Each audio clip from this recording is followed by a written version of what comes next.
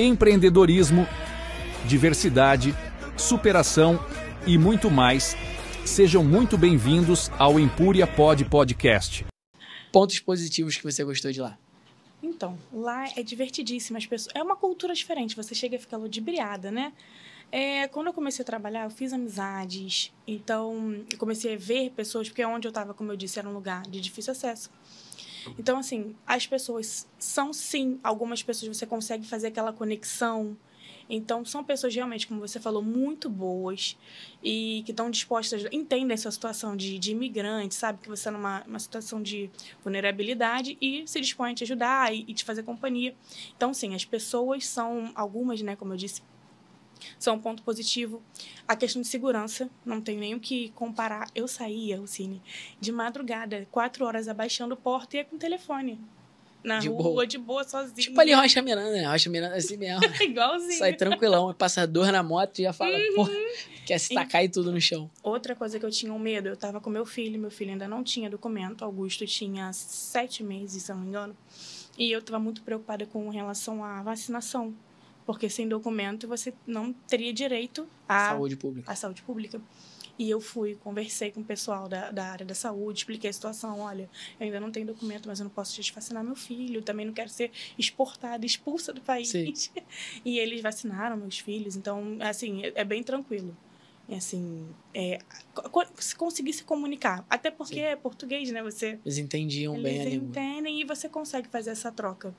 Então, você coloca como ponto positivo principal a segurança. As pessoas e a segurança. As pessoas e a segurança. As trocas, né? Que a gente consegue fazer. Olha, eu também vou dar uns pontos positivos, tá? Segurança. Lorena conversa comigo. Até hoje, Lorena quer voltar, né? Ela quer voltar para a Espanha. Eu não pretendo voltar a morar na Espanha. Pretendo voltar a passear e tudo mais, mas eu não pretendo voltar a morar na Espanha. Mas sou muito grato. Um ponto positivo que eu tenho dali da Espanha, onde que eu morei. Segurança, realmente. Essa conexão com as pessoas também.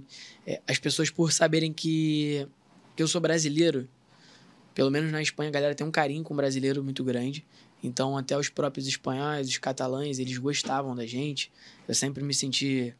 Primeiro, muita gente tinha um preconceito, porque eu sou moreno, eu tenho cor de árabe e eles são muito racistas com relação a isso. E até muita gente boa é racista, tá? A pessoa não é porque ela é racista, ela é ruim. Às vezes muitas das vezes ela recebeu uma educação racista, então ela não sabe não ser racista. Então, é muito complicado isso, eu gosto de passar aqui. Então, depois que as pessoas sabiam que eu era brasileiro, me tratavam muito bem. Então, as pessoas... hoje, eu tenho grandes amigos na Espanha. Espanhóis, árabes, enfim, tenho. E, para ser bem realista com você que está assistindo esse episódio, grana. Lá, quando a gente começa a calcular o valor, a gente recebe em euro. Então, por você trabalhar muito, pelo menos no meu caso, por eu trabalhar muito, eu não tinha tempo para gastar esse dinheiro. Então, eu juntava bastante. E quando você faz a conversão, ele converte o câmbio do momento. Hoje, o euro está na casa dos R$5, né? 5 e pouquinho. Então, quando você pega um salário baixo, mas que você não teve tempo para gastar, e você converte ele acaba sendo um montante legal. Então, é isso que muitos brasileiros fazem, juntam um capital legal e muita gente fica por lá mesmo. Então, mas entra essa questão. A Espanha é bem melhor remunerado. O salário baixo deles é o dobro do de Portugal. Então, às vezes, a galera vai para Portugal, tem que pesar bastante também. Não, eu sei que parece que eu estou só falando pontos negativos, mas não é.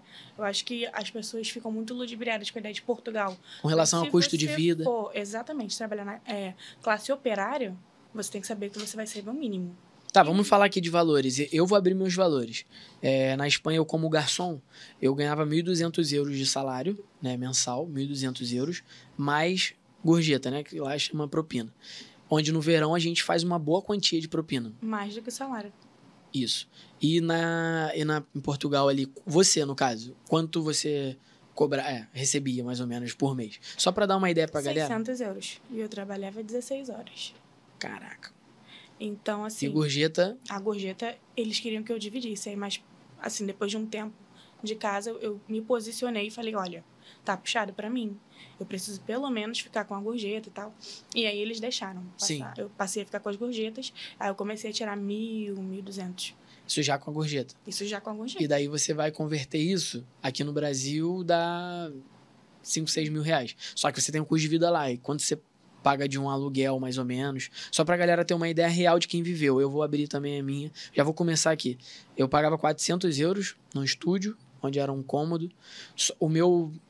A minha parte boa, né? Na minha segunda ida pra Espanha, é que eu tava com a minha esposa. Então, eram 2 salários, 2 gorjetas. E o custo era bem baixo, que a gente não ficava em casa. Então eu pagava 400 euros de aluguel e tinha um custo ali de compra mais ou menos de 150, 200 euros. Então eu tinha um custo geral da casa de 700 euros para 2 pessoas. Então, para você calcular aí, isso é na Espanha, que é melhor financeiramente que Portugal, mas que é um dos países mais pobres que tem. Então, quando você eleva, quando você fala de França, quando você fala de Inglaterra, o custo aumenta. Suíça. Então, o custo aumenta, o aluguel é mais caro, a compra é mais cara, enfim, os impostos são mais caros. Então, pese bastante quanto você pensa em ganhar, quanto você vai gastar. Então. Pra ver se vale a pena. No meu caso, eu já não pagava aluguel, né? Não pagava renda, porque eu estava morando com os pais do meu marido. Então, eu não tinha esse custo. Eu fazia compras, né? Do mês, para todo mundo. E eu gastava em torno de 250 a 300 euros. Sim. Então, ficava mais ou menos metade do meu salário para mim. Mas ainda assim, não chega a ser um valor tão grande, né? Sim. Porque sobraria aí 300 euros. Aí, fora o custo para você abastecer, para você chegar no trabalho. Então, assim, dava para viver muito bem. A gente comprava coisas que eu não compraria no Brasil, Sim. sabe? Mas ainda não chega a ser uma riqueza. Construir uma riqueza trabalhando. Você tinha segurança, então você pagava a sua segurança. Então, galera, só calculem, tá? Às vezes você tá pensando, poxa, eu vou pra Europa, porque lá eu vou... Bem, cara, você vai calcule, ver quanto você vai gastar. Não deixe de ir, não deixe de ter essa experiência. É transformador. Mas vá sabendo que não é fácil. Empreendedorismo, diversidade, superação e muito mais. Sejam muito bem-vindos ao Empúria Podcast.